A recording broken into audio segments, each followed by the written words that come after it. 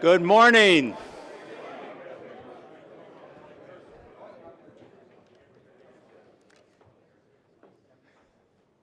It's a very obedient crowd here, I see. I'm Joe Favazza. I'm the president of St. Anselm, and welcome everyone to the New Hampshire Institute of Politics at St. Anselm College. This is our first in-person Politics and Eggs of 2022, and over 2 years ago, on February 7th of 2020, sorry, Governor, Senator Bernie Sanders was our guest speaker here at the Institute on the morning of the Democratic primary debate that we hosted later that evening in Sullivan Arena. And at that time, we had no idea, and none of us had any idea, that it would be 2 years before our next breakfast together. So we're delighted to have you all here today. For over 60 years, St. Anselm College has welcomed presidential candidates and national figures to our Hilltop home. Noteworthy, this past year, we marked the 20th anniversary of the New Hampshire Institute of Politics that was founded literally days before the September 11th attacks. And it has served the college and the community by promoting civic engagement, education, and empowerment to citizens of all ages. And today, of course, we continue that tradition and look forward to the many years ahead. We want to thank our sponsors for their generous support today for this signature program, and of course, our longtime partner, New England Council, for their great partnership. And I'd like to just take a moment and recognize and congratulate New England Council President Jim Brett, our good friend, on his presidential appointment to serve as a member of the Disabilities Advisory Committee. Congratulations, Jim.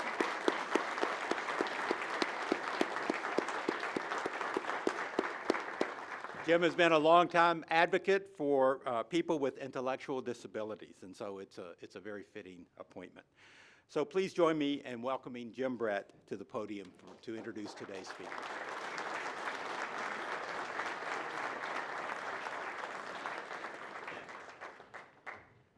Thank you very much.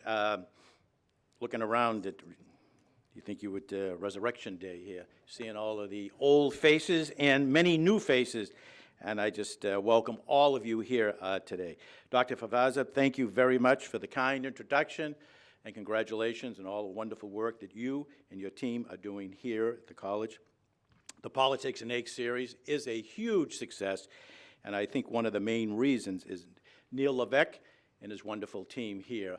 We wouldn't be as successful without his support, his input, his guidance, his vision, and his advocacy. So we thank Neil for all that he does.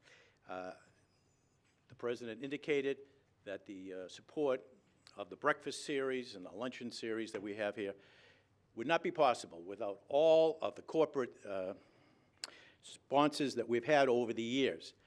The banners are around the wall, and they are giants when it comes to being a corporate citizen here in this great state. So if you see anyone affiliated with any of the banners, you should thank them. Thank them for providing this series here, because it's a wonderful series for citizens of this great state to meet with policymakers, elected officials, and candidates for higher office. But it would not be possible without all of them. Needless to say, we too are thrilled to be back in person. The New England Council has a couple of busy weeks ahead. We hope that many of you will attend some of our events in the very near future. In fact, we're back here this week, the New England Council. We will host a Capitol Hill report with the congressman from the 1st Congressional District, Congressman Chris Pappas, who will be speaking to the New England Council. On Thursday of this week, the chairman of the most powerful committee in the United States Congress, Ways and Means Committee, Richie Neal, will be speaking to the New England Council. And in April, we look forward to programs with Senator Jack Reed of Rhode Island, Congressman John Larson from the 1st Congressional District in Connecticut, Attorney General Maura Healey of the Commonwealth of Massachusetts, and another Politics and Eggs program with another governor, Arkansas Governor C. Hutchinson. And of course, we hope all of you will join us when we have our Washington Leaders for event on May 11th and 12th. If you've signed up, I think you're going to be very, very impressed with the quality of the speakers that we have already. And if you haven't, I would consider you to do some research and to look at some of the speakers we've had in the last couple of years prior to the COVID. It is a great, great, great experience going down to Washington for 2 years to 2 weeks to 2 days to see and hear from all of these policymakers. It's really a treat, to say the least. Has already been mentioned, our first Politics and Eggs since 2020. Needless to say, we are very, very pleased to welcome back a good friend to the New England Council. He has spoken in Boston, at the Hampshire House in Boston. He has spoken, I mean, he's always available to speak to our members, and we're grateful for that. And that is the former governor of the great state of New Jersey, Christie. Many of you know that he served with distinction and honor 2 terms in the Garden State's Chief Executive Officer from 2010 to 2018. But more importantly, during his tenure as the governor, he focused on issues such as the pension and the health benefit reform, school choice, education reform, and tackling the opioid crisis. He also led the state's response and recovery following the Superstorm Sandy, working to rebuild the state's housing, infrastructure, and public schools. We all know in 2016 he was a candidate for the Republican presidential nomination, during which time he visited us here at Politics and Eggs on numerous occasions, campaigning in this wonderful state. Since leaving office, our very special guest today has authored 2 books, including his 2019 memoir, Let Me Finish, which was a New York Times bestseller. Today, he's a legal and political commentary for ABC News. I think many of you saw him yesterday morning, and he's the managing member of the Christie law firm and Christie 55 Solution. Needless to say, we are delighted he could join us today to share his insights in the current national affairs, and more importantly, the future of our country. Please join me in welcoming our very special guest, the Honorable former Governor Chris Christie.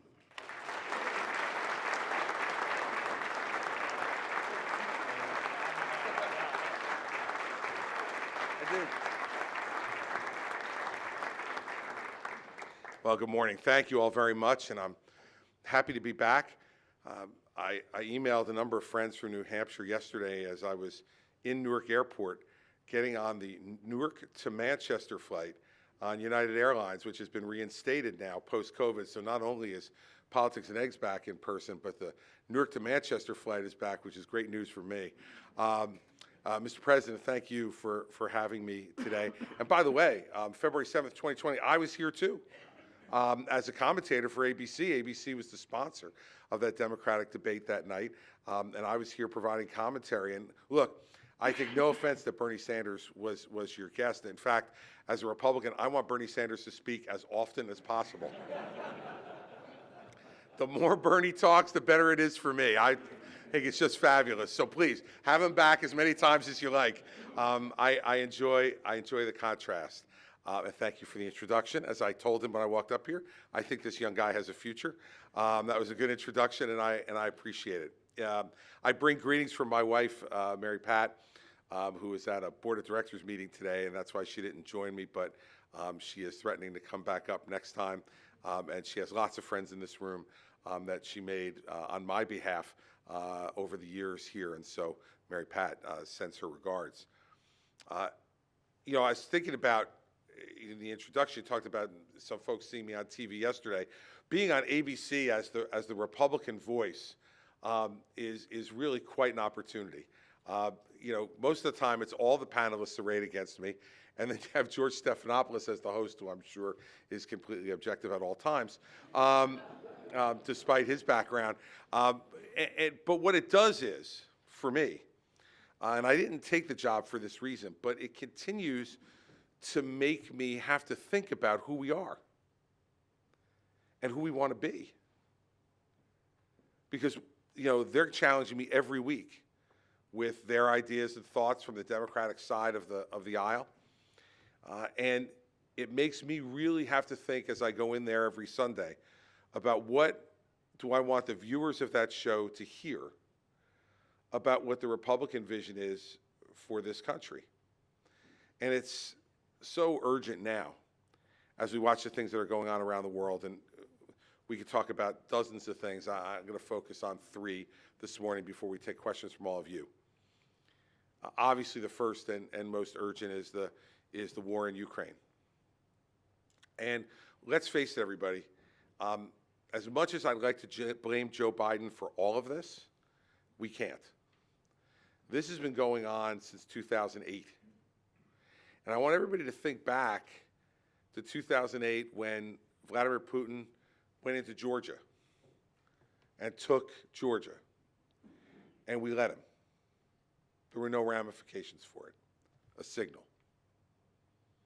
Then in 2012, remember, if you will, the presidential debates that fall between Mitt Romney and Barack Obama, when they asked Mitt Romney who was our biggest geopolitical rival, and Romney said Russia. And President Obama really flippantly said, Governor Romney, the phone's ringing. It's the 80s calling to get their foreign policy back. I wonder if President Obama, if he were speaking publicly, except for pay, right now, would answer that question a little bit differently. Because then in his administration in 2014, Crimea was taken by Vladimir Putin. No response. A red line was drawn in Syria by against the Russian-sponsored dictator Assad in Syria, and Obama did not enforce it. All of these things are signals that led to what you're watching right now in Ukraine. And when we as a country don't stand up for freedom and democracy unabashedly and unapologetically, we send a signal.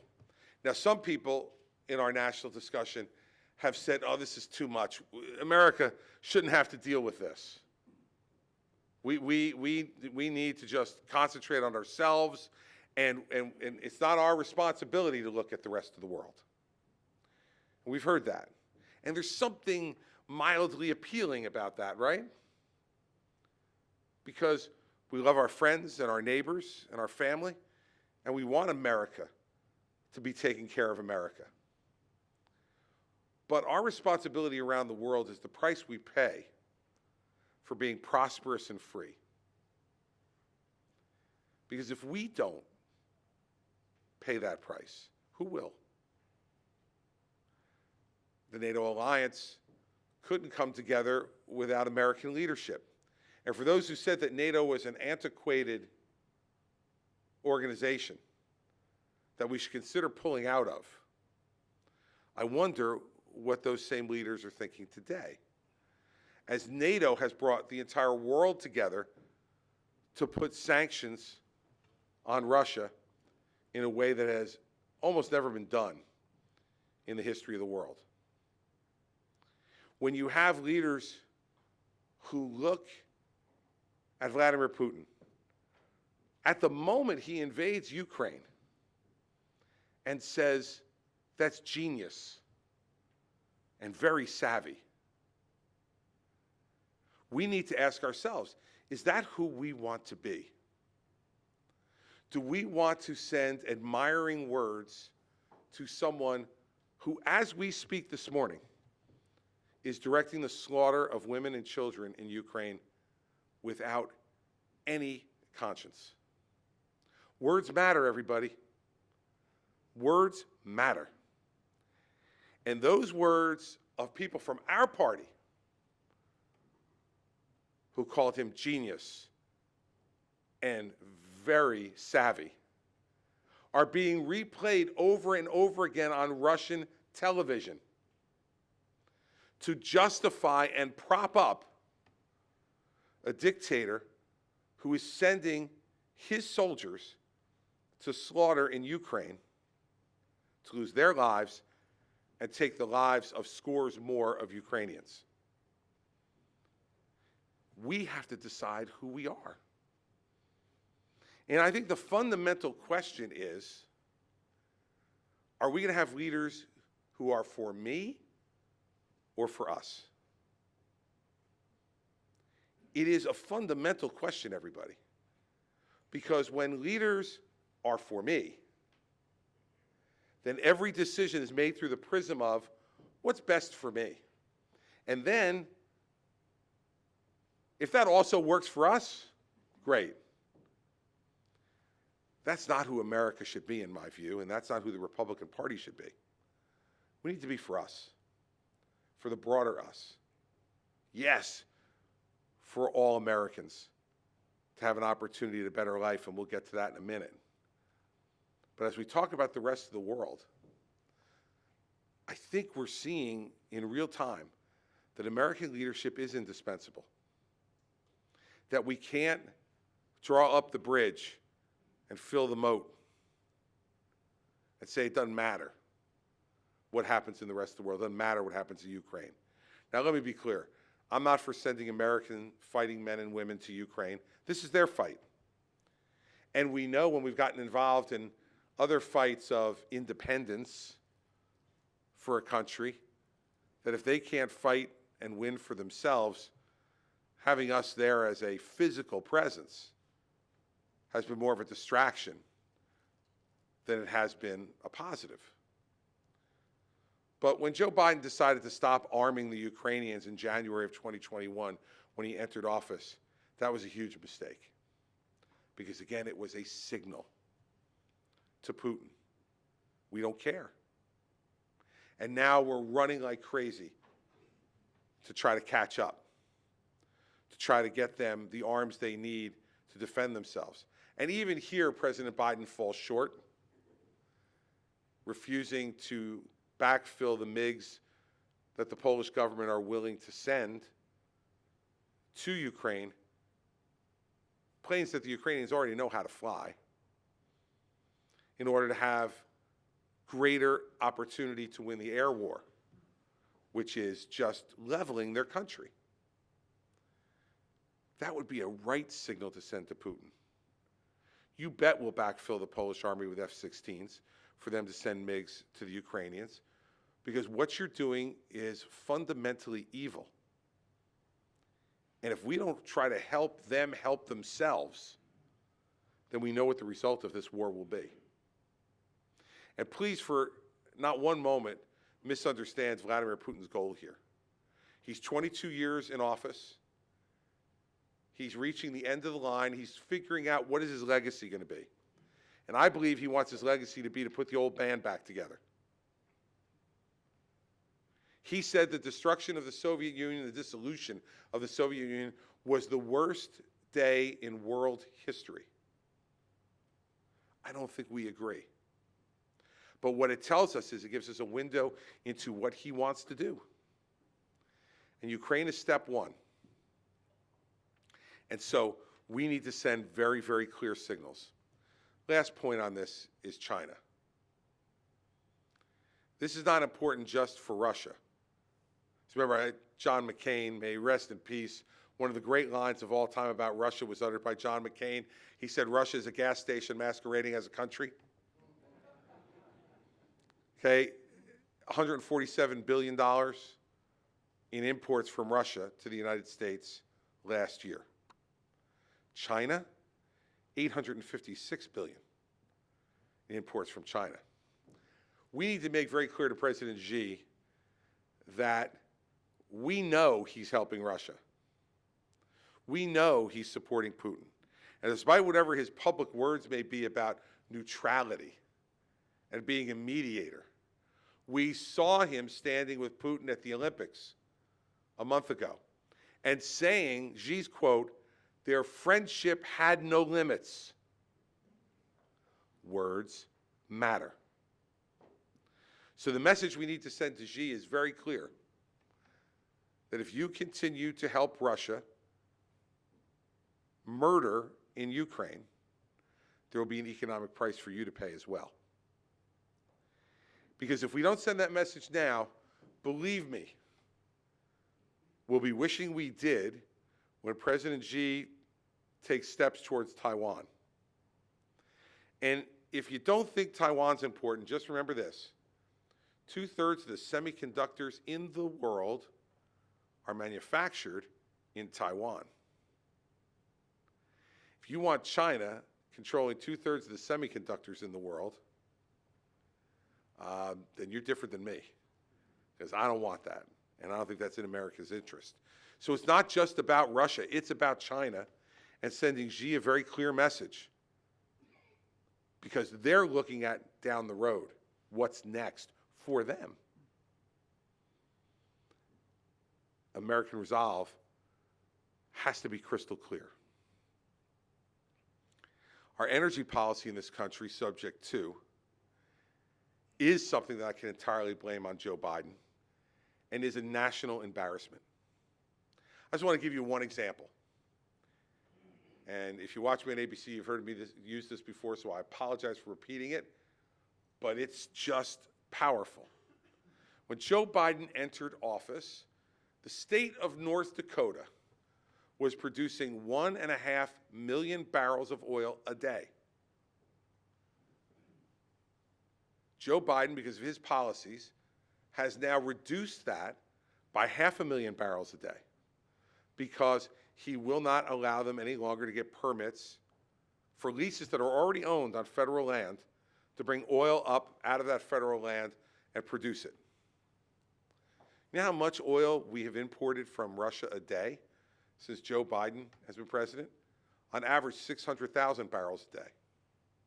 Now, please, I'm from New Jersey, and maybe, we don't get everything, but we do get this. I'd rather buy 500,000 barrels of oil a day from Governor Doug Burgum of North Dakota than from Vladimir Putin. I don't think that's all that hard to figure out. And if you say, well, we have to have environmental concerns, I'm with you. But do you really believe that the oil is produced in Russia with no environmental standards in a more environmentally sensitive way than it is in North Dakota, with the EPA staring over Doug Burgum's shoulder? This is absurd. Under the last administration, we had energy independence in this country, and we have given it away. And what is this leading our president to do? Because now you have $4, $5, and $6 gasoline. $6 gasoline now in California. $6 a gallon. Not that I need to convince anybody in New Hampshire that you shouldn't live in California, but in case I did, $6 a gallon, everybody, in spots in California. So President Biden now knows, I have to do something about this. Maybe this wasn't such a great idea. But he's so captive to the environmental extremists in his party that he can't just say, let's start issuing permits again. And if you listen to Jen Psaki, who, quite frankly, might as well be on state-owned television with some of the stuff she says. But she says, well, it wouldn't matter if we had the Keystone XL pipeline, if we authorized it now. It wouldn't matter if we authorized this permitting, because it wouldn't get the oil up tomorrow. Let me explain something. I hope Jen's watching. Let me explain something to Jen. Oil prices are based on futures. Not what you're getting out of the ground today. They're called oil futures. Jen, that means the future. So if the Biden administration were to authorize the Keystone XL pipeline, if they were to authorize the re-permitting on federal lands of places where there are already leases, the market would know that means in the future there's going to be significantly more domestic oil being produced and natural gas. And what would happen to the prices? They would go down. Today, they would go down based upon what they know is coming in the future. Now, look, I have 2 children still in school, one up here in New England at Providence College and one at the University of Notre Dame. And I pay a lot for that education, and I just did that for Jen Psaki for free. We are a generous party, everybody, a very generous party. It's futures, Jen, futures.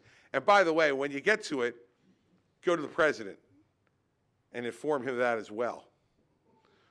I am all for an all of the above energy policy in this country. I am not opposed to alternative energy. New Jersey, when I was governor, was the second largest solar energy producing state in the country, behind California. in New Jersey, when I was governor, 53% of our electricity was generated by nuclear power. I am absolutely fine for non-carbon energy. But we're not ready to do that for our whole country today. Joe Biden wants to put electric charging stations all over the country. We're not ready yet. We're getting there. Tesla has helped to lead the way. Other American auto manufacturers are starting to lead the way on electric vehicles. I am not opposed. But that does not help the family this morning in Manchester who has to get to work and doesn't have an electric vehicle yet and can't afford one and has to go to the local gas station and fill up their tank with $4+ a gallon gas. Doesn't help them one bit.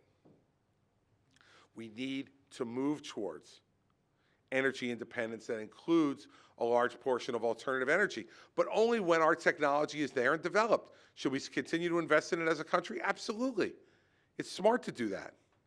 But it is stupid, flat out stupid, to abandon fossil fuels when you're not there yet. And the results of that stupid policy are being seen today at gas pumps all across this country, but more importantly, being felt every day by the American people who are trying to make ends meet. And to bring those first two topics together, it is fascinating to me, absolutely fascinating to me, to see our president on his knees to Saudi Arabia and Venezuela. Venezuela. Maduro is almost as big a thug as Putin. And the White House admitted the other day we are in conversations with Venezuela. About what exactly? And what price do you think Maduro is going to exact from the United States to get more of his oil? This is absurd. And if you want to know what the attitude of the Biden administration is, as usual, don't listen to Joe Biden, because he's variable on the way he communicates. Listen to his buddy John Kerry, who said about the Ukrainian war, the biggest tragedy of Ukraine is it will slow our efforts against climate change. Imagine that. Someone who has served in the United States Senate, someone who's been a major party nominee for president, while he watches free citizens of Ukraine being murdered every day, says that's not the biggest tragedy. Oh no. The biggest tragedy is he thinks it will slow our fight against climate change. I'm sure he said it right before he got on his private plane to fly to his next meeting. Thirdly, we need to think about our nation's economy as a whole. Inflation is the greatest hidden tax that any family can have assessed against them, because there's no justification for it. There's no explanation for it. And by the way, they get no benefit out of it. You can argue at times when higher taxes are paid, there's some benefit to certain members of the public who get greater government services. Inflation does not help anyone. It doesn't help the men and women who walk into the grocery store and try to buy milk and bread and eggs and laundry detergent. It doesn't help the manufacturers of those things, who are really just passing on these increased costs for labor and materials to the customers. Everyone loses. And Joe Biden's trying to convince us, this is great. I heard them say this the other day. In fact, it was Heidi Heitkamp. Thank God she's out of the Senate. But Heidi Heitkamp, who said, this is really Donald Trump's inflation. Now look, Democrats love to blame Donald Trump for everything. But can you really blame him for inflation? Well, any inflation when he left. And what did they do when they got here? After $900 billion was approved in December of 20 for COVID aid, they came in February and approved another $1.9 trillion. We've had over $6 trillion, $6 trillion in COVID aid so far. And did you hear them this week? We're running out of money. And we're going to have to stop sending free tests if Congress doesn't give us more money. Do me a favor, stop. Because most of those tests wound up frozen on people's front doorsteps when they got delivered, and were ineffective. And tell me where the $1.9 trillion went. Is anybody answering that question? It's $1.9 trillion a year ago. And these same Democrats complain about the military budget, which is a fraction of that, of just what they appropriated last February and March. That's what's causing inflation, everybody. Excessive, crazy government spending that has overheated our economy to a point where inflation is running out of control.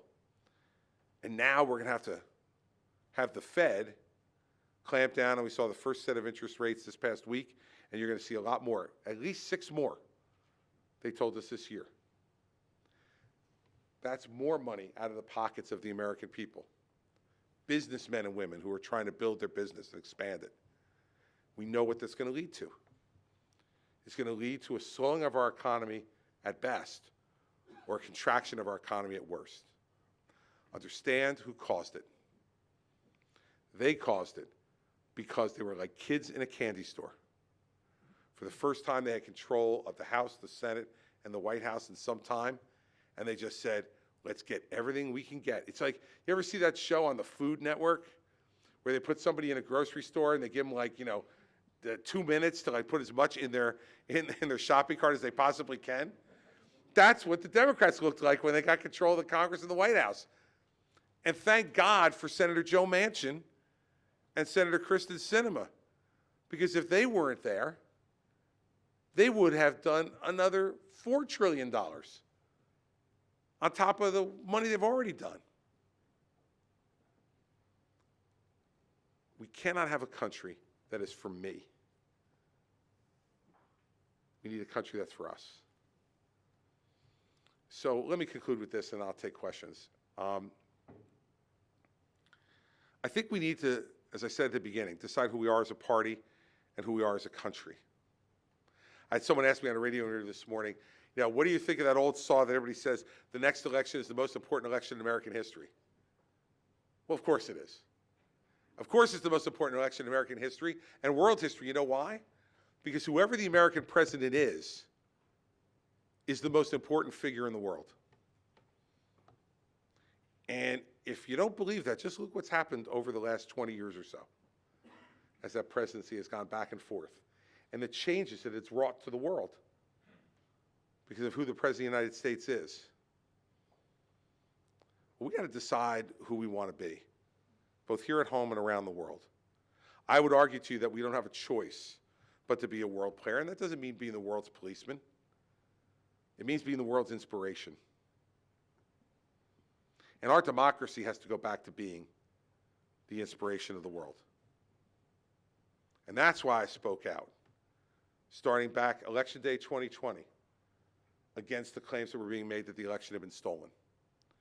Listen, the line, and people in New Hampshire understand this better than anybody, the line of people who endorsed Donald Trump forms behind me. I was the first mainstream figure in my party after I dropped out of the presidential race to endorse Donald Trump, and when I did, people told me I was crazy. Crazy. I said, look, he came in second in Iowa, he won New Hampshire 2-1, and he won South Carolina by double digits. If this were anybody else but Donald Trump, you'd say that the race was over. And my priority was defeating Hillary Clinton. And if you don't think that was a good priority, watch what's happening right now. Because what's happening right now would have happened 4 years earlier.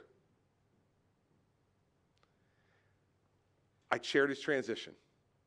I played Hillary Clinton in debate prep. I want you all to close your eyes just for a second.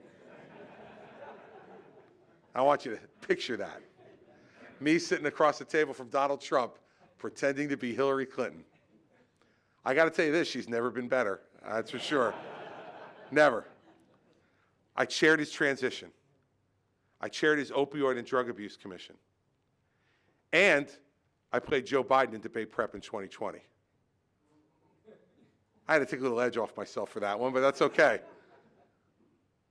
So I'm someone who has supported the president and former president, many of the policies that he fought for when he was president. But he is dead wrong about the election. There is no evidence that the election was stolen. None. Not even stolen in one state, let alone the 6 states he would have needed to reverse the result of the election. I'm a prosecutor. That's where I come from. I examine facts and decide if the facts support a theory. It's not emotional. And if you don't believe me on that, I'm from New Jersey, so remember what they said in The Godfather. It's business. It's not personal. And the business of looking at the facts tells me that that's untrue. Yet here we are today and have elements of our party still discussing, arguing, holding their breath about the 2020 election. It's over, everybody. You know the reason I know? Joe Biden's sleeping in Donald Trump's bed. It's over. And we need as a party to move forward. We can't look backwards. We can't be a party of vindictiveness and vendettas.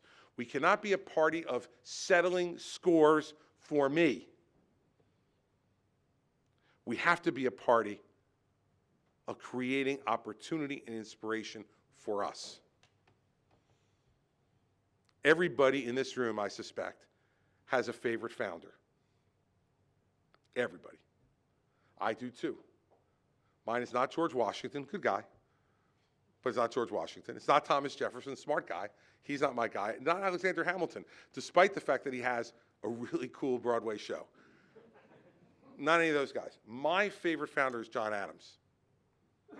Now, some people say that my favorite founder is John Adams because he has been known to be cranky and overweight.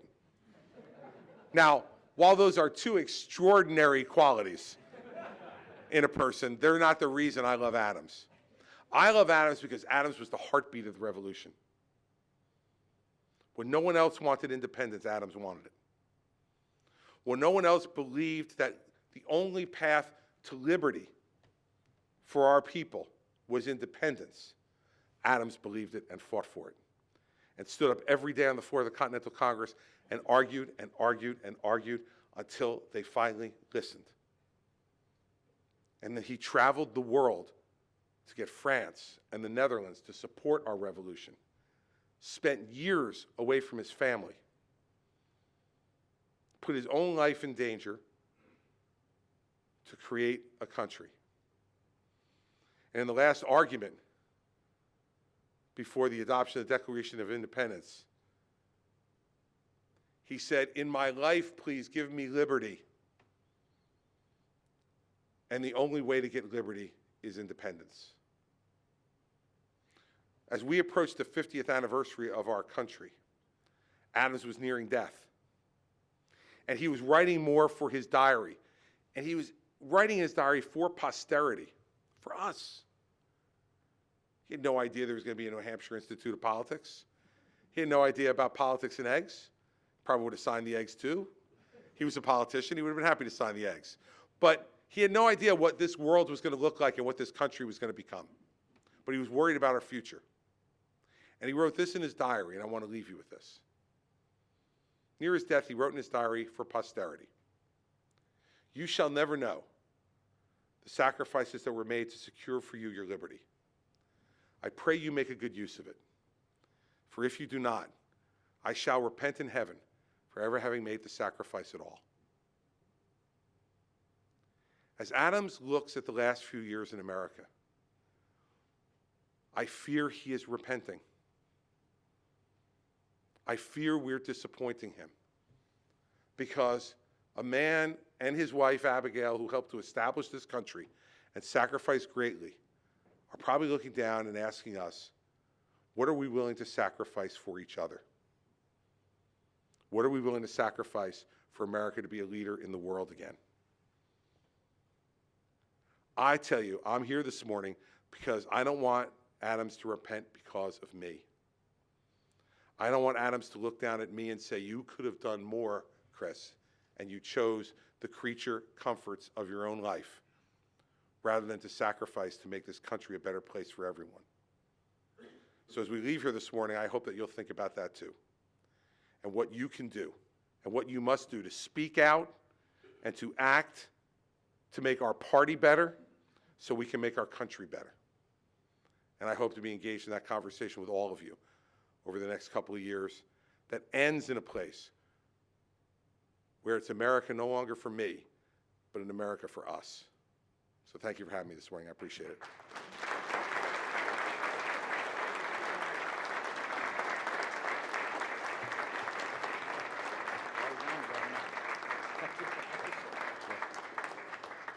Governor, I just wish you'd tell us how you really feel. We have time for a couple of questions. We have two outstanding students from the college here who have microphones.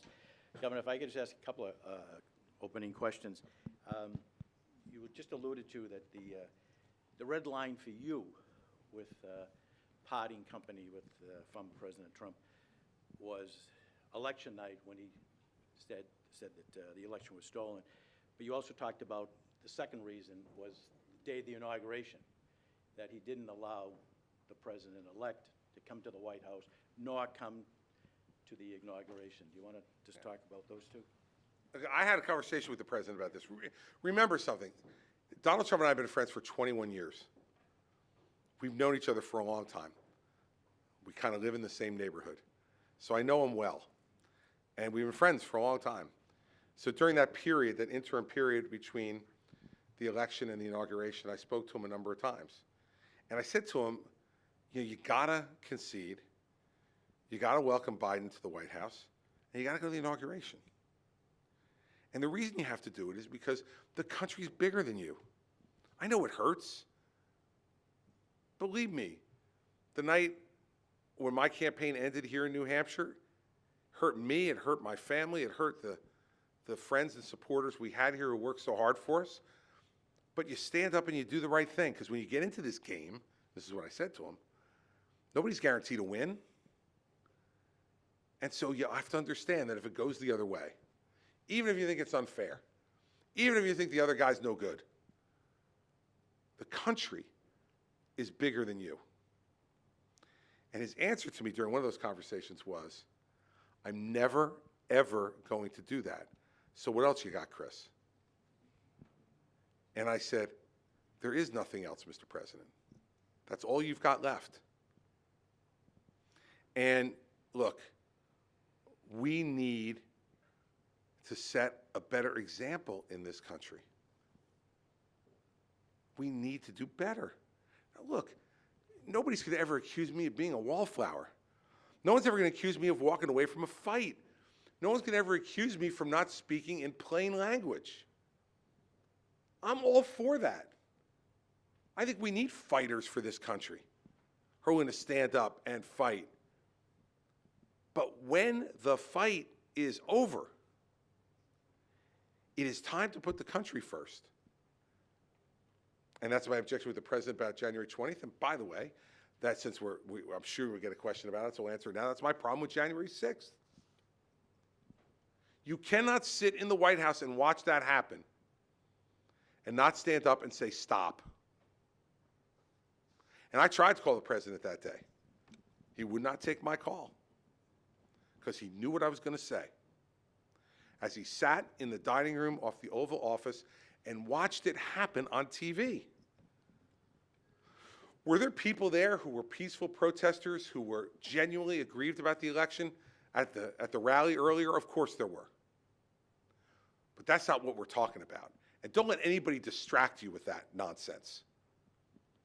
We're talking about the people that you and I saw with our own eyes throwing chairs through the windows of the Capitol building, storming through the Capitol, ransacking the Speaker's office, and chanting, "Hang Mike Pence." You know, it's like that old country music song, right? If you listen to some of these other folks, including the former president, you know, the song should be, "Do you believe me or your lying eyes?" We saw it, everybody. It was televised. Leadership is standing up at that moment, right when it starts, and saying, stop. This is not who we are, and this is not who I want. And what we got from the White House was silence. I'm sorry, buddy, that's just wrong. That's wrong if a Republican does it. It's wrong if a Democrat does it. It's wrong if an independent does it. It's just wrong. That's it.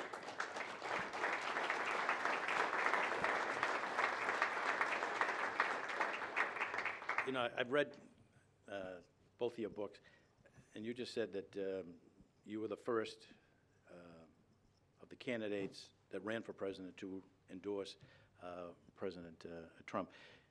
You always wanted to be Attorney General. That was the job that you really wanted. And the president always said, well, I'll give you RNC chair, I'll give you ambassador to the Vatican, I'll give you ambassador to Italy. But why was it that for somebody so loyal that you were to him, that he wouldn't give you what you really wanted, is to be Attorney General? He's really trying to get me in trouble this morning. You know, when I left New Jersey yesterday, my staff said to me, have fun, Governor. Don't make too much news. Jim is obviously with the counterinsurgency to my staff. Look, the president has the right to make whoever he wants Attorney General. And he didn't owe that to me. I made it clear to him it was the only job I would take.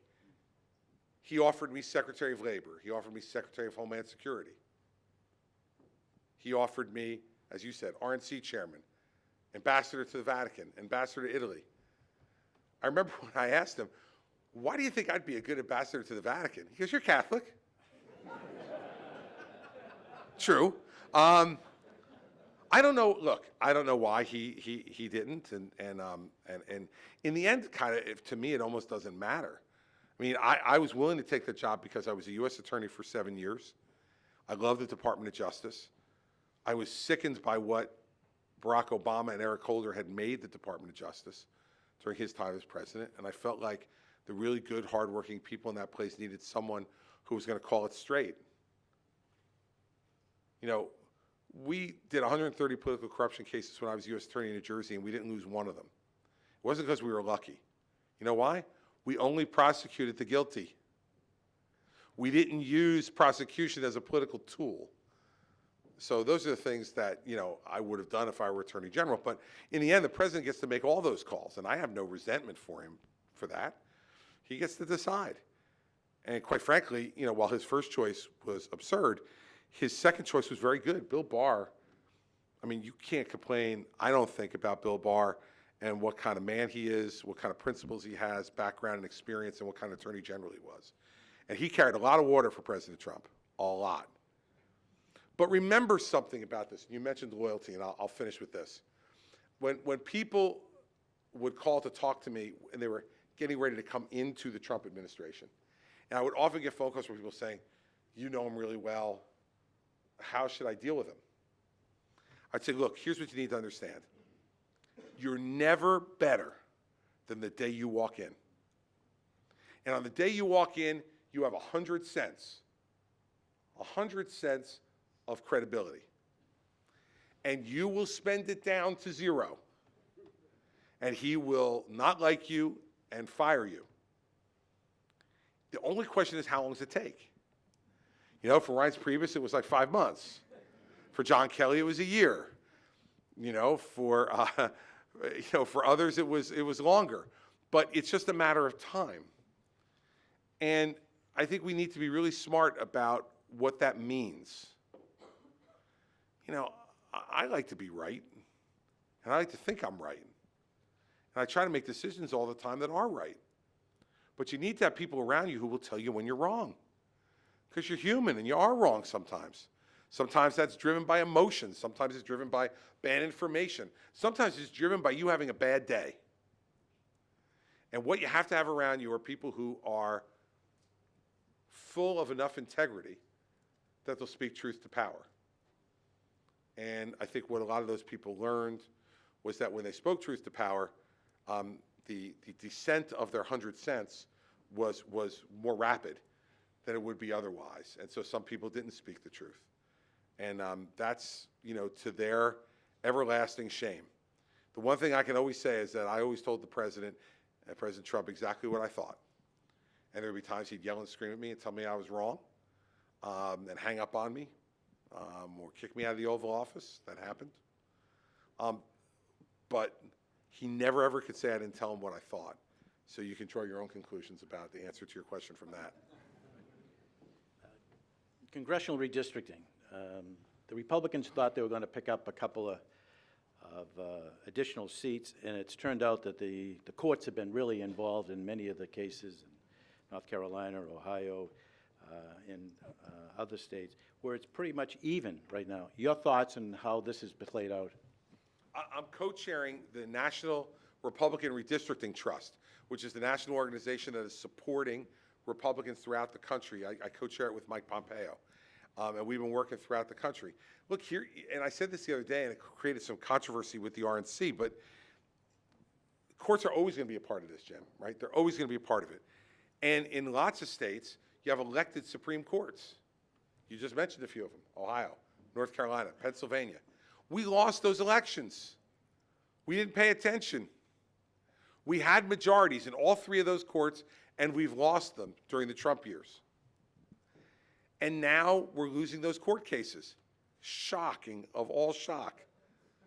Democrats on the Supreme Court are voting for Democrat maps in states where you don't appoint the Supreme Court justices, you elect them.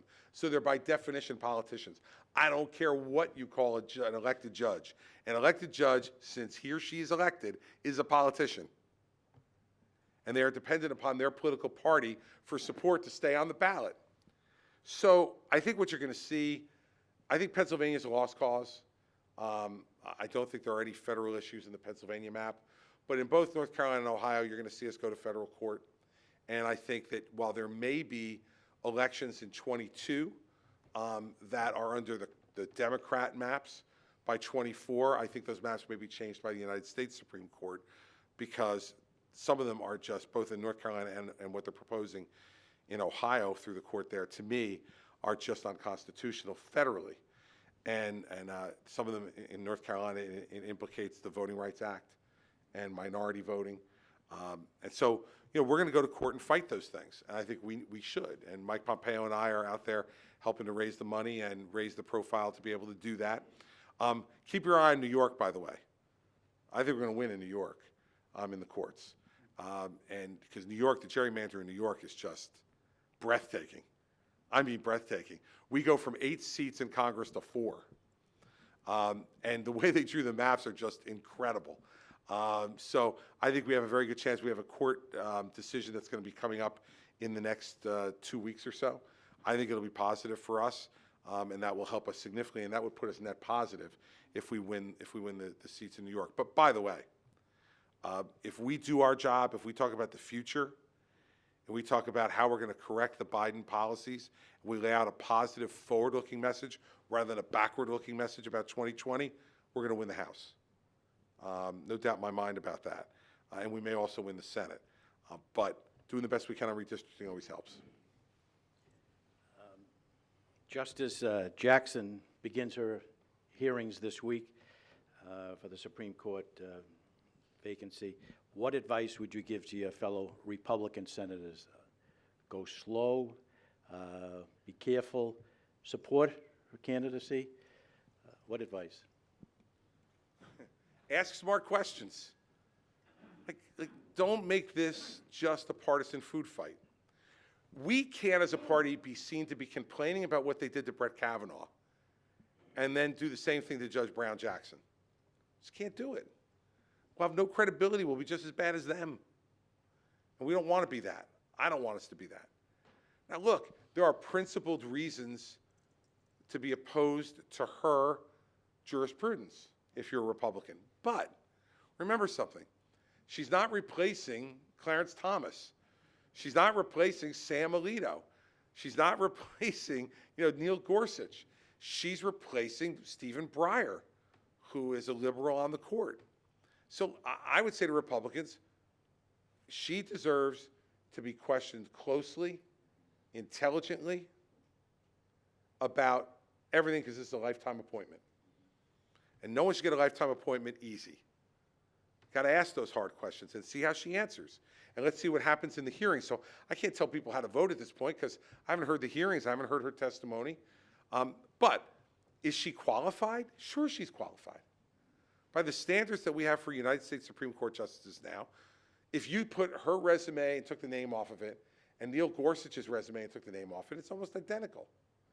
And we fought hard for Neil Gorsuch, and we're going to say she's not qualified. She's qualified. That does not determine someone's vote because there's character issues that are involved, there's jurisprudential issues that are involved, that people have the right to question. So I think Republicans should do this smartly and don't do what they did with Kavanaugh. I still remember Sam Alito, who's a good friend of mine, who was the U.S. Attorney in New Jersey before me. I remember seeing his wife crying in the front row of his confirmation hearings because they were implying that her husband was a racist. You know, that kind of stuff is stuff that I don't believe we should be engaged in. We should rise above that. And I do think there'll be some Republicans who will vote for her. I don't think a lot, but I think there'll be some. And those people will vote for her based upon their conclusion after the hearings that they can live with her on the court given the current composition and who she's replacing. So I just say, be smart. The American people are going to watch a bit, and they're going to be evaluating our temperament, and do they trust us to lead? And that's not only about being strong, it's also about being smart. We have the young lady has the microphone. If someone in this area has a question, the governor. Maybe Rebecca here. Analog. Thank you. Hi, it's an honor to be here with you, and thank you for taking my question. So I'm from the semiconductor industry, and you referenced earlier our dependence on Taiwan, which is really a major concern for us and keeps us up at night, the impact to our national security, to our national economy. So my question for you is, as we go around representing the industry and talking to different policymakers, what your advocacy would be in terms of the U.S. policy towards Taiwan? Well, look, I think it's a key moment for this, and I think your advocacy has to be, look at Ukraine. And by the way, Ukraine's a lot closer to us than Taiwan. You want to intervene in Taiwan? Start with it takes a long time to get there. And they're a lot closer. Supply lines matter if you're fighting a war. We've got to let them know that we are going to stand up against any aggression against Taiwan. And what we need to do, I think, is to, and we should be advocating for this, is to assemble a similar type of agreement among democracies in that region of the world that we're going to stand up against China. Australia is already saying they want to be doing that kind of thing. You know, we need to be talking to India. They have real interests here. Japan, South Korea has a new president that I think will be very much in favor of that type of conduct. Here's the difference between Russia, China, and us. We have friends. We have friends. We have allies around the world. We should be tending to those alliances. Some people see those alliances as a bother. I see them as one of the greatest strengths of the United States around the world. So let's build an alliance in Asia among democracies that will make it clear to President Xi that there will be broad condemnation and a real price to pay. Secondly, we also have to work on enhancing our domestic production of a lot of the materials that go along with producing semiconductors and making those semiconductors.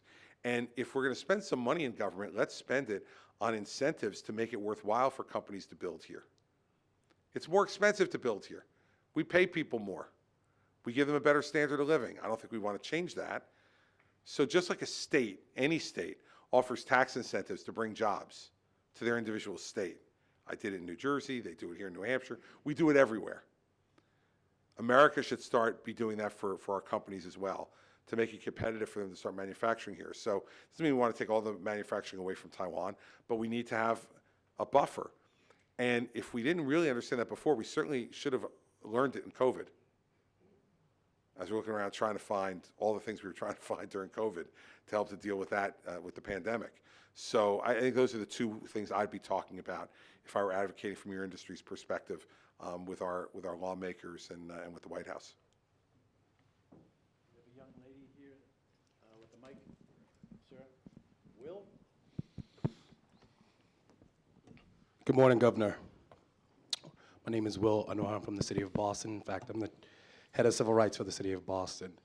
Now, Governor, a moment ago, and first of all, thank you for your comments. I don't think I disagree with anything you've said. But you did talk about Ukraine.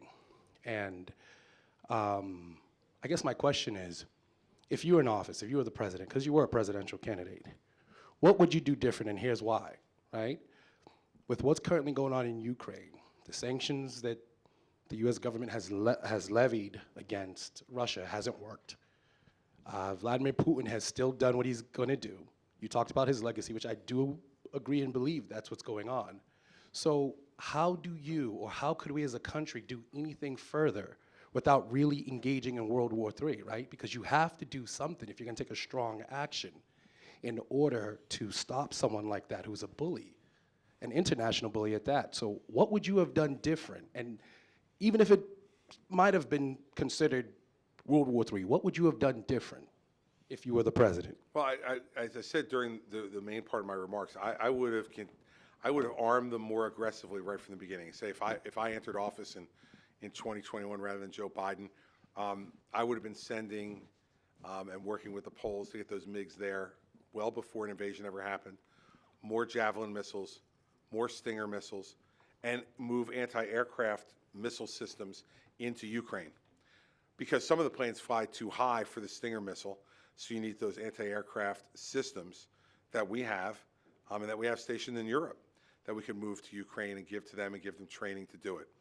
Now look, sometimes people are so nuts you can't deter them, right? I mean, it's like saying, well, could there have been things that we would have done differently to Germany in the 1930s? Probably, but it may just have turned out that Hitler would have done it anyway. Putin is the modern day Hitler. And it may be that Putin would have done this no matter what. I spoke to a very high-ranking official in the Obama administration just in the last week who said to me that Putin was complaining to Obama during the transition in 08, 09 about Ukraine. And we're talking 14 years ago. And so this has been something that Vladimir Putin's been on his mind for a very long time. And so I think that, but arming Zelensky and the Ukrainians to a much greater extent than we did. Remember, when they were taking Crimea in 2014, we sent humanitarian aid. We sent blankets. When this first happened, President Biden called Zelensky and offered him asylum out of the country. And Zelensky had one of the great responses ever. He said, I need weapons, I don't need a ride. So part of this is actual concrete actions like arming them, but part of it also is attitude. Joe Biden just doesn't intimidate anyone. Does anybody in this room look at President Biden and go, oh, don't mess with him? I mean, that matters, everybody. It's not the whole problem, but it's a part of the problem, is that even when he's trying to be intimidating, he's not being intimidating. And so, some of it's style, much more of it's substance, but we're going 0 for 2 on both. And now, the reason that proves the substance part is he's scrambling now to do all that stuff. What the hell were you waiting for? Did you really think he was faking it? 180,000 troops on the Ukrainian border? Do you think he was kidding? Think they were just out for a walk? He meant it. And we should have taken that seriously right from the beginning, and we didn't. But again, not to make it all about Biden. Obama didn't take it seriously in 2014. Bush didn't take it seriously in 2008. Obama didn't take it seriously in Syria. And remember Obama having that little whisper conversation with the temp president of Russia when Vladimir took a break, to go on his boat and take some vacation. And he said, in a re-election, just get me through the election. Not knowing the mic was hot. By the way, the mic's always hot. Remember that, everybody.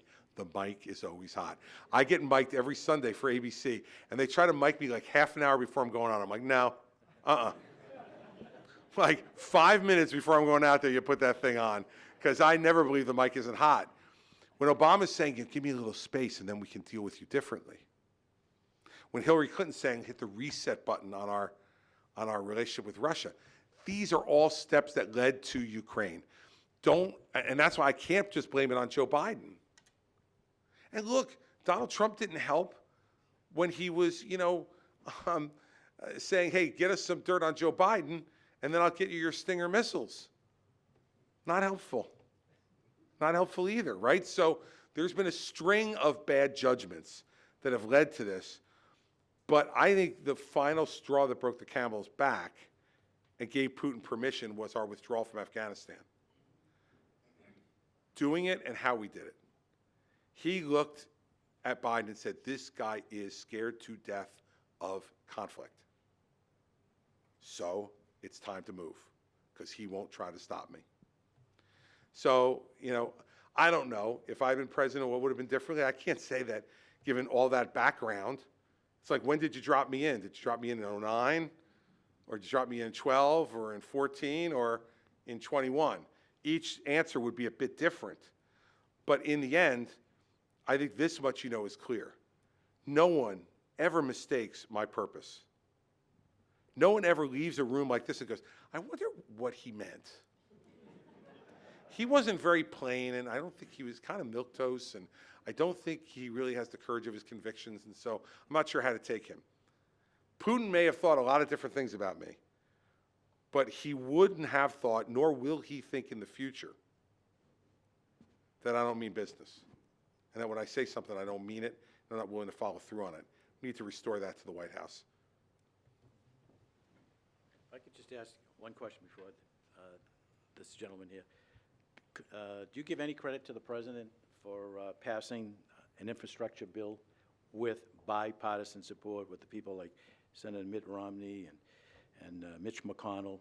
I mean, we've talked about infrastructure week, infrastructure month, infrastructure year. Even the President, Trump, had a big gathering of members of the House and the Senate and said, I want to do an infrastructure bill. And they said, we'd like to do $1 trillion. And he said, I want a $2 trillion. I want a big, bold, historic.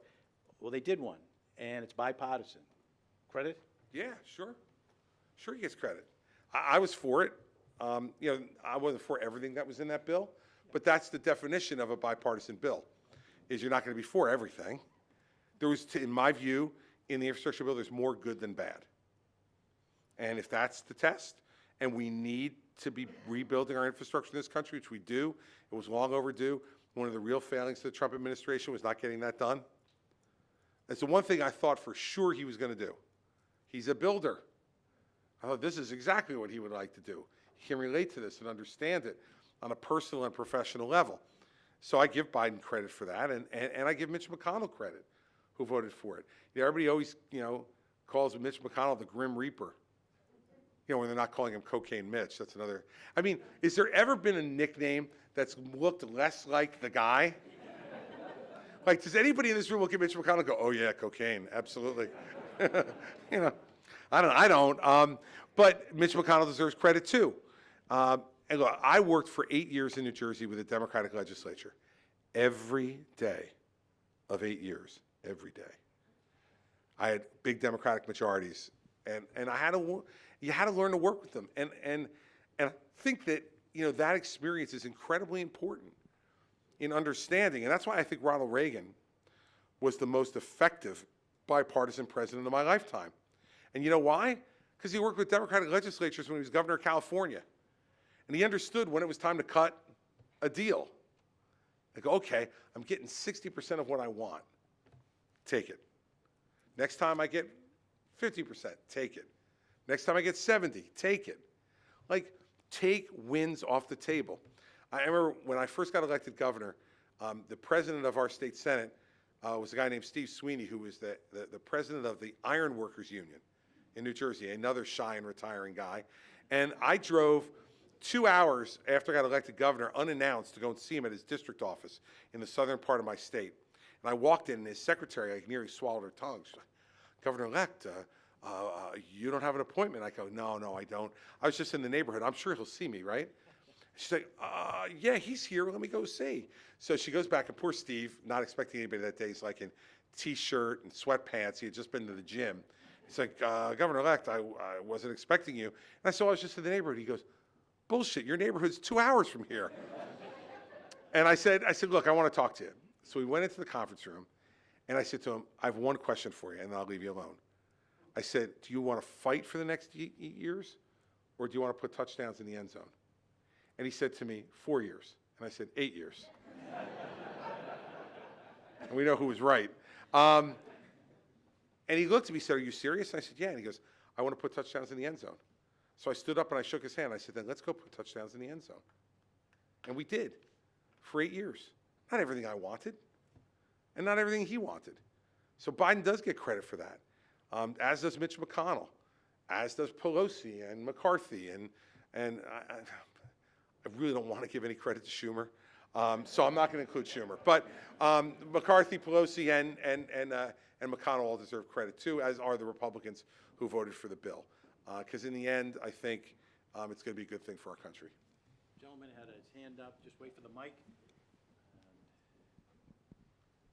Good morning, Governor. Thanks for being in New Hampshire. Appreciate you being here. Happy to be back. Quick question. Do you think Joe Biden's running for re-election? And if he doesn't decide to run for re-election, how do you think that transition will take place? Because it takes a certain amount of time to get other candidates lined up, et cetera. I'd love to get your perspective on what that might look like. Not pretty. Look, I can't read his mind, but I just watch him. I can't imagine it. And he'll be 82 years old. I mean, seriously. And let's remember something. Because of COVID, in 2020, he didn't have to campaign like we normally do. He campaigned from home. And every once in a while, he went out and did like a automobile rally. People sat in their cars, and they put him up in front, and he said a few things. They honked their horns, and he went back to the basement. Not his fault, it was COVID, but he benefited from it. He certainly benefited from it. Because as we watch him function in the job now, you know, look, I'm up here without a note. He can't do a press conference. He couldn't call in a member of the media without saying, Jill from the Associated Press. Look around. I mean, seriously? And do we look at this guy and say, oh yeah, in 2 years, I could see him up here trudging through the snow in New Hampshire, going door to door, going to a bunch of, living room parties, making school visits, and standing up in a Democratic debate. I don't see it. I don't think he'll be up for it.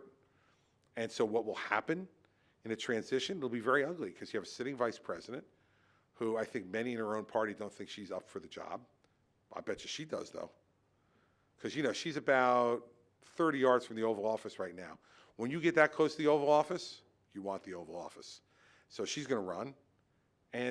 But she will, I am willing to guarantee you she will not be unopposed. When will Joe Biden make this kind of announcement? My guess is sometime in the middle of 2023 would be my guess. He'll take a beating in the midterms. Everybody will start beating on him then, that he's an ineffective leader of the party. Remember what happened to George W. Bush in 2006. Remember what happened to Donald Trump in 2018, to Barack Obama in 2010 and 2014.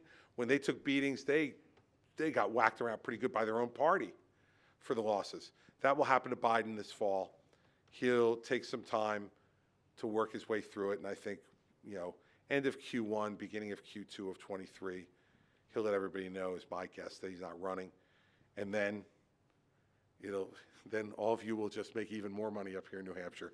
Because in addition to all the Republicans, there'll be more Democrats coming up here as well in 2024. But that's the way I see it happening. And look, I've known Joe Biden longer than I've known Donald Trump. Mary Pat and I met at the University of Delaware. That's where we both went to school. Joe Biden went to school there. I met Joe Biden when I was the student government president at the University of Delaware in 1983. So next year I'll know Joe Biden 40 years. He came to one of my student government meetings when he was the United States Senator in 1983. So I've known the president for a very, very long time. This is not the same Joe Biden. And, you know, it's nothing against him. You know, as Dick Vitale, the great college basketball coach and announcer, used to say, Father Time is undefeated. And Father Time is undefeated, everybody. That's a truism. Maybe I just ask the last question. If President Trump decides to run for re-election, will he have serious opposition? And who would be some of the candidates you would say he'd be looking at?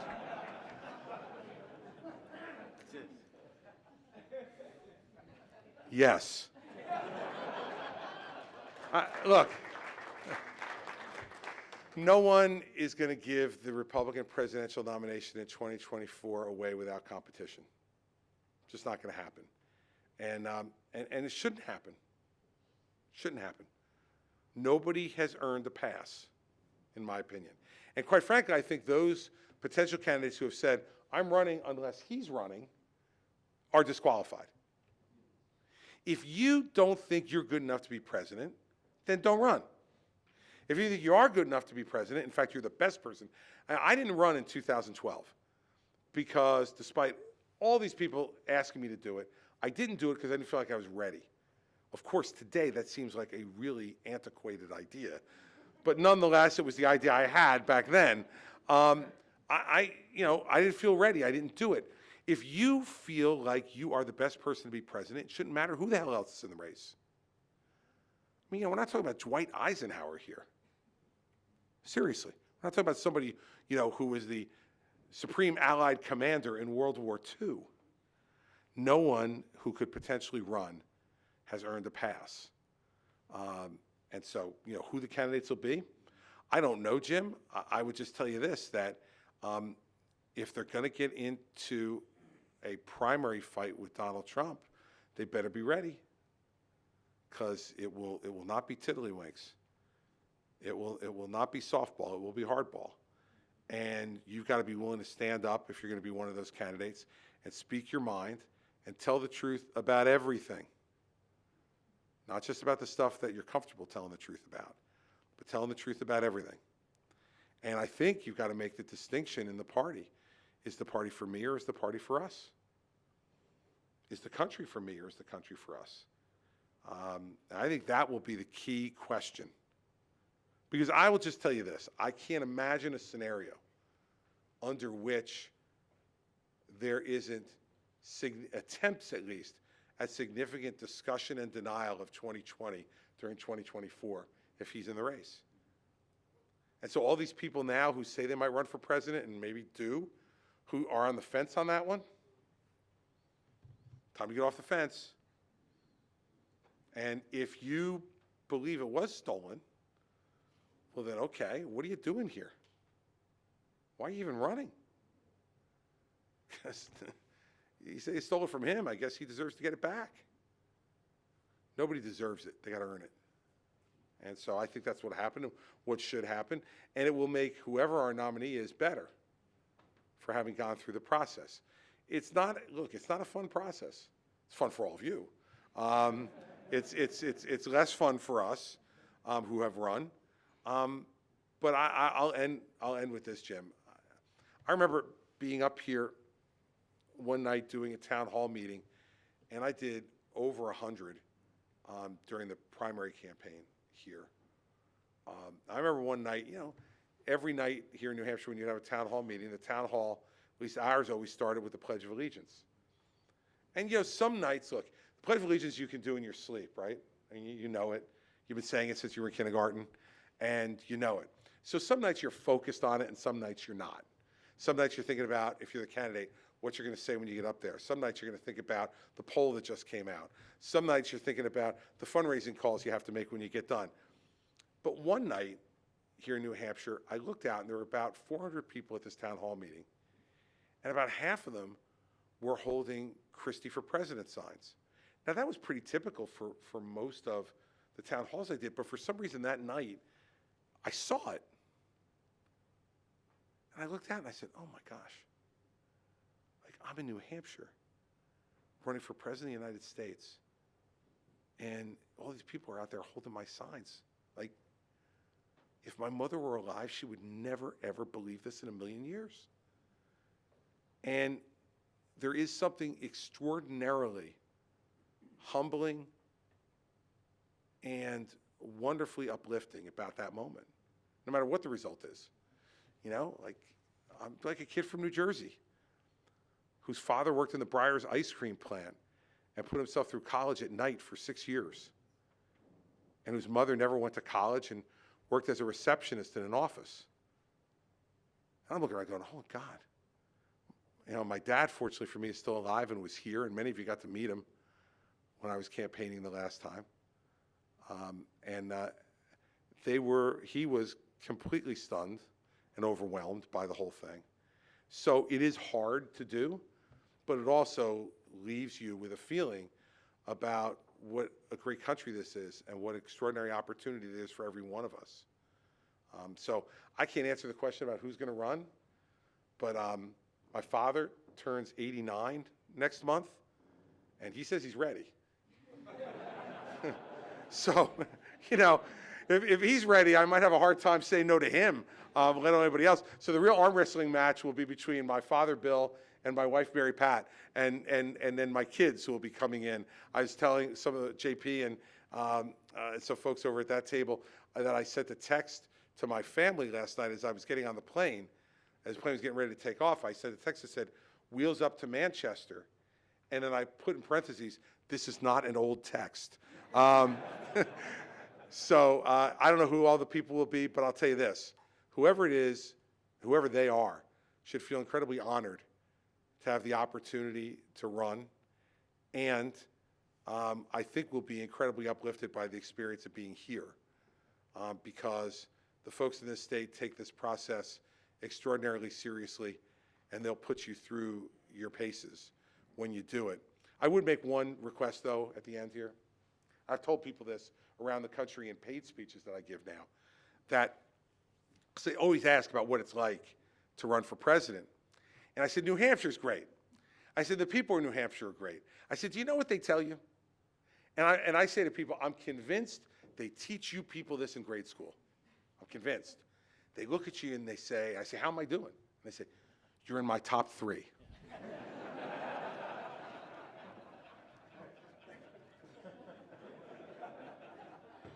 You know, like in June of 15, you're in their top 3. In October of 15, you're in your top 3. In January of 15, you're in your top 3. Then January 16, I finally looked at one woman one day who shall remain nameless. I remember her well, a former elected official here, who Mary Pat had gone out to lunch with twice, and I'd gone out to dinner with 3 times and had other meetings with her, and she was still, you're in my top 3. And and Matt Mowers, a person you're all familiar with, a former aide of mine who's now, I think, going to be an incredible member of Congress. I believe he'll get elected this fall, and you'll be extraordinarily well served by it. But Matt called me and said, you have to have, when you land, I'm taking you right to drinks with this woman. I'm like, Matt, are you kidding me? I mean, come on. She's going to look at me and say, I'm in her top 3. He goes, well, there's only 3 weeks to go till the primary. I'm like, I understand that, but I don't think there's a time limit on these things. And so he said, well, you'll come up with a strategy, Governor. So I sat across from her, and we both ordered a drink, and she asked me how the campaign was going. And I said to her, I don't know, you tell me. How am I doing? She goes, well, you're in my top 3. And I looked at her, I said, okay, enough. Either I'm the top 1 or put me 4th. Because I don't want to hear it anymore. I've had enough. Are you with me or aren't you? And she I never forget her look. She stared down at her drink like this. She was swishing this glass of wine around. And then she took a sip. And she looked at me, she said, Governor.